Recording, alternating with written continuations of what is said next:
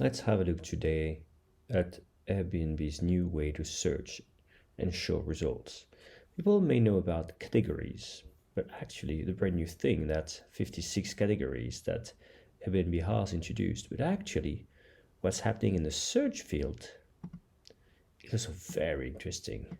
Before I go there, let's indeed look at categories. So Airbnb has introduced 56 categories that you can see. The first big change when you go to Airbnb's homepage is actually the homepage is full of results. What are these results from? Well, basically they're showing you properties, listings from the design category by default. You see the design category and you see properties supposed to be anywhere for any week. Here as my IPs in New York City, I'm seeing things probably in the US or not too far from northern US. Actually, if I click, for example, on tiny homes, you will be able to see that I'm getting indeed results within New York State. Same thing for lakefront, for example. I'm getting again results for anywhere, any week, lakefront, but obviously Airbnb is not going to show me places that are too far away. They show me things that are within, let's say, driving distance. By the way, look at here. In lakefront, for lakefront category, I have this split stays choice. We have another video about split stays, what split stays are, and just have a look at this. What I want to have you look at is that if I enter another destination, for example, let's say Gatlinburg, and let's not enter any dates, just like Gatlinburg for any week, you can see that the categories shown are changing. Now, the first category is cabins, and then we have tree houses, countrysides, barns, national park, amazing views. Kind of makes sense, right? The list of categories is dynamic. Depending on where you search in, which destination, the category is changing. It's something we had before when Airbnb had a flexible category search, which I'll talk about later, but that's already something new, right? And in the example that, for example, Brian Chesky had in his demo, he was showing France. And if you enter France, for example, you're going to get as well a category like historical homes or skiing. Skiing is big, obviously, with the Alps in France. That's just an example. So categories are big. Something I want to show though, if you look for Austin, for example, Austin, Texas, the categories you're getting are amazing pools, lakefront, tiny homes, design, vineyards, countryside. And yet, does it really make sense if I want to stay in Austin, Texas? I probably want to see an apartment, which is what I'm getting by default. But I mean, if I'm going to start looking at lakefront in Austin, I mean, clearly you can see the map is zooming out. That's kind of far. And same thing for vineyards, for example. It's not really in downtown Austin, right? So it is interesting to see how the categories work, but they may not make sense within big cities, for example. What's changed as well, and what people are talking less about, is how the search box has changed as well. Airbnb used to have two search boxes, right? One classic, you could enter a destination and a date, check in, check out, and number of guests, and you also used to have another search box called I'm Flexible. What Airbnb has done here, it has merged both. Again, for example, here, if I'm just, let's say, still searching for inspiration and I don't know where I want to go, I mean, I don't know where I want to go. I just know, for example, I want to go for a week in September. I want to go somewhere. I could hit search. What it's going to show me is going to show me good choices for a week in sometime in September. And again, by category, again by default design, which is good, but it's always, design tends to show you wonderful places that are kind of expensive. So I'm not sure makes sense for Airbnb to want to show you first expensive places, but let's see. So again, I would here search by cabins or lakefront. So what's happening here, basically, if I enter just a week, I'll go back to default search by categories. Now, look carefully. The search, again, by default is anywhere, any week. It means that by default, in a way, Airbnb is pushing for flexible options. But let's imagine now, again, I know where I'm going to go. I want to go to Gatlinburg. And if you look carefully now, what's happening is that as I know where I want to go, Airbnb is switching to a very classic search mode, very classic. What's your check-in? What's your check-out date? Right? I'm doing this again. If I go back to a default search, it's anywhere, any week, right? And if I don't enter a search destination yet, that Airbnb just don't show me this check-in, check-out field, right?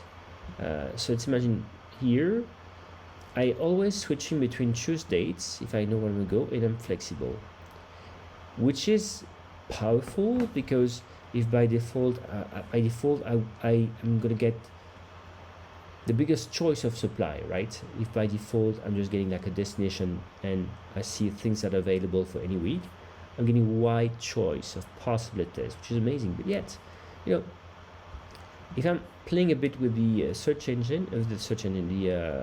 box here, I can kind of get lost, right? If I'm not an advanced user, I'm like, okay, I want to go, okay, I can choose dates. I'm going to choose these dates, why not? Or I'm flexible, right? So this like can toggle between choose dates if you know where you're going. I'm flexible, but for people who are not power users, maybe it's a bit too much choice, right? Of course, a classic search box when you enter where you're going, check in, check out, will give you a limited number of choices, right? You won't see places near the location where you're looking for, which would be interesting. But on the other hand, at some point, if you have to say, oh, actually, by default, I'm flexible, actually, you your date, and you have to think, I have to tell you, no, to enter your dates, you have to click on choose dates. And this is where you enter your check-in and check-out dates. And then you can search. Then it's getting a bit complicated.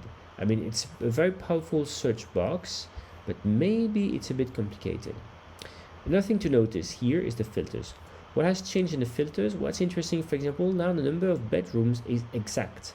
Used to be you could enter, I want to see 2 bedrooms, and you would get results for 2 bedroom and plus, 2 plus bedrooms or 3 plus.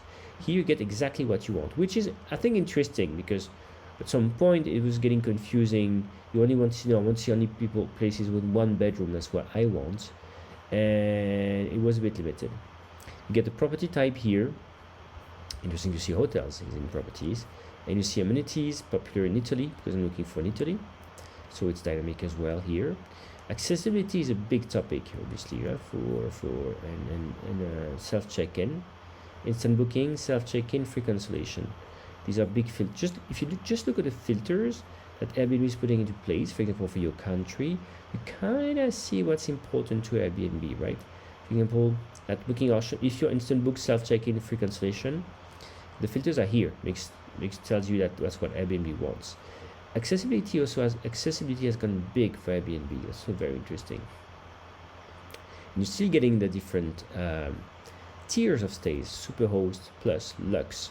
So Lux is not gone, right? It's still here featured. So overall, it is interesting. It's giving you more choices, and it's pretty cool because you really get to discover amazing looking properties. Now, I would say that one of the big use cases for Airbnb is actually staying in cities. And if I'm staying in a city like Austin, as we saw, these categories don't make sense. Maybe what I need in terms of category for Austin is, let's say, I need to know this. It's a penthouse, for example, or I need to know that it is a and maybe it's a loft or something like this, right? Again, here I'm typing for Paris Center. Categories I'm getting are historical homes, makes sense. Houseboats, beach. I mean, farms. That does not make sense. Right? So categories The issue is for a lot of users who actually stay looking for a place in a city, they do not make sense. So I'm guessing that Airbnb will have to refine that, because even though it's giving you a lot of choices, a lot of ways to discover great supply on Airbnb, and it's basically a way for Airbnb to differentiate itself and create great branding and deliver on its promise to have unique places, even if in the end, probably a lot of the supply Airbnb has is also available on the other platforms. Here they just help you discover things that you may not thought about, and that you can't basically discover on the other websites, even if they have the same supply. See what I mean? Right? You can have the same supply in all the sites, just because here on Airbnb they're giving you the tools to discover something more original. You will have a perception that the supply is unique. But actually, also Airbnb also has a lot of unique supply, right? But I'm just pushing it to let you discover the power of these tools. But again, in a use case like city stays, I'm like, not sure it makes sense. And also, it may create a lot of complication for some people, right? What I like as well in the end is that, for example, if I'm just looking for inspiration, it's saving my recent searches, for example, or opening me up to options, right? So Airbnb is doing this as well to give me inspiration, so that I'm not just using Airbnb in a transactional way, right? If I know where I'm going, of course, I'm going to enter destination and the check-in, check-out dates, right? But maybe I'm a bit further up, I'm a bit earlier in my travel planning, and Airbnb in this way has become a great way for me to plan my travel. So good job, Airbnb. It's pretty impressive what they've done, overhauling the whole homepage with these options.